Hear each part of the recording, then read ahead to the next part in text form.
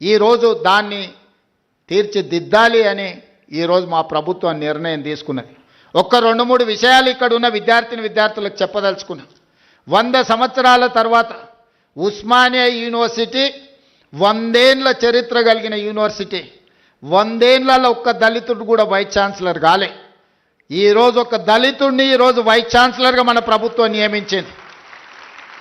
ఈరోజు arts college principal professor Kasim మా ఊరివాడు ఈరోజు ఆర్ట్స్ కాలేజ్కి ప్రిన్సిపాల్ అండ్ మెరిట్తో చదువుకుంది. ఇవాళ అంబేద్కర్ యూనివర్సిటీకి డాక్టర్ గంటా చక్రపాణి ప్రొఫెసర్ చక్రపాణి ఈరోజు వైస్ ఛాన్సలర్గా ఉన్నాడు. ఇవాళ రాజీవ్ గాంధీ IIIT మీరు చదువుకోబోయేదానికి గోవర్ధన్ ఈరోజు మీకు వైస్ ఛాన్సలర్గా ఉన్నాడు. హయ్యర్ ఎడ్యుకేషన్లో ప్రొఫెసర్ పురుషోత్తం వైస్ చైర్మన్గా ఈరోజు మీకు ఉన్నాడు. ఈరోజు విద్యా కమిషన్ని విద్యలో సమూలమైన సంపూర్ణమైన మార్పులు తీసుకురావాలి అని అంటే ఏమి చెయ్యాలి అంటే ఆ ఆత్మ ఉండాలి అని చెప్పి ఈరోజు మురళి IAS ఆఫీసర్ని ఈరోజు విద్యా కమిషన్ చైర్మన్గా నియమించిన. ఈరోజు ఎలక్షన్ కమిషన్కి రాని కుమిదిని ఈరోజు మనం నియమించినాం. ఈరోజు అసెంబ్లీ స్పీకర్ గడ్డం ప్రసాద్ గారు ఉన్నారు. ఇంతమందికి ఎప్పుడైనా ఈ దళిత బిడ్డలకి ఇన్ని అవకాశాలు వచ్చినాయా?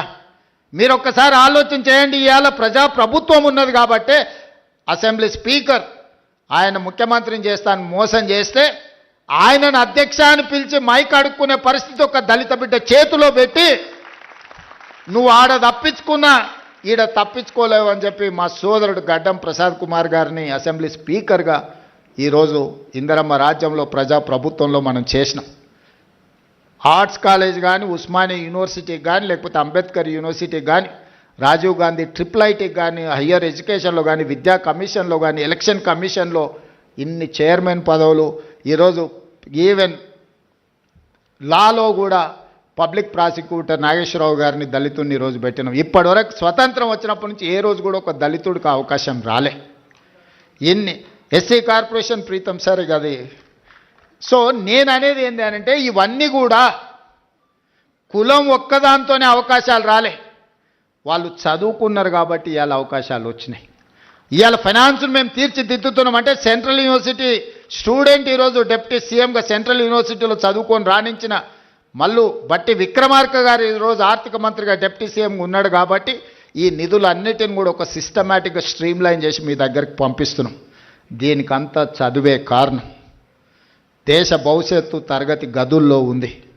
ఇవాళ మీరు కష్టపడి చదువుకొని రాణిస్తే ఈ రాష్ట్రానికే మీరు నాయకత్వం వహించే అవకాశం వస్తుంది. మీరందరూ రాణించాలని, మీ జీవితం ఉజ్వలంగా ఉండాలి అని, ఈ ప్రభుత్వం మీకు అండగా నిలబడుతుంది అని, రేవంత్ అన్న అని మీరు ఎప్పుడు పిలిచినా మీకు పలికే నాయకుడిగా మీకు తోడుగా నేను ఉంటానని, మా పిల్లలు రాణించాలి, మా పిల్లలు బాగుండాలి అని నిండు మనసుతో ఈ వేదిక మీద ఉన్న మేమందరం కోరుకుంటున్నాము. మీ మంచే మా మంచి. ఈరోజు ఏది జరిగినా మీరు బాగుంటే ఈ రాష్ట్రం బాగుపడుతుందని సంపూర్ణంగా నమ్ముతూ